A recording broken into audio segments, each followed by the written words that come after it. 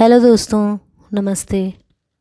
एक गांव था जिसका नाम मायापुर था और गांव की सुंदरता का कुछ कहना ही नहीं था, क्योंकि उस गांव के किनारे ही एक विशाल जंगल था और उस जंगल में कई तरह के जंगली जानवर, पशु पक्षी रहा करते थे। एक दिन की बात है, एक लकड़हारा लकड़ियों को लेकर जंगल के रास्ते से अपने गांव की ओर जा रहा था। तभी उसे अचानक रास्ते में एक शेर मिल जाता है और उस लकड़हारे से कहता है, देखो भाई, आज मुझे कोई भी शिकार सुबह से नहीं मिला है और मुझे बहुत तेज़ भूख लगी है। मैं तुम्हें खाना चाहता हूँ और तुम्हें खाकर मैं अपनी भूख मिटाऊँगा।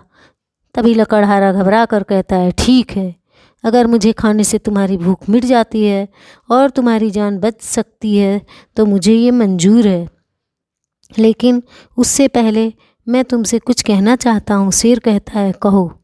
तुम तो भैया अकेले हो और तुम्हारे ऊपर किसी की जिम्मेदारी भी नहीं है, परंतु मेरे घर पर बच्चे बीवी भूख से व्याकुल हो रहे हैं।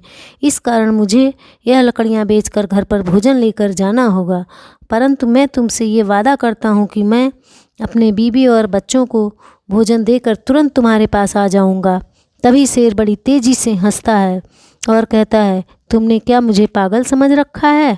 तुम्हें मेरा शिकार बनना ही पड़ेगा। तभी लकड़हारा रोता है और कहता है, कृपया मुझे जाने दो, मैं अपना वादा नहीं तोड़ूंगा। शेर को उस पर दया आ जाती है और कहता है कि तुम्हें सूर्य डूबने से पहले ही आना होगा। लकड़हारा कहता है, ठीक है।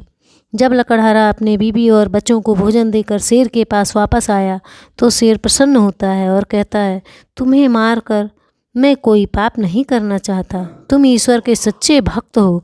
तभी लकड़हारा शेर का धन्यवाद करता है और खुशी खुशी अपने घर लौट जाता है। हमें हमेशा सच बोलना चाहिए, क्योंकि सच्चाई से ही व्यक्ति को सफलता प्राप्त होती है। धन्यवाद।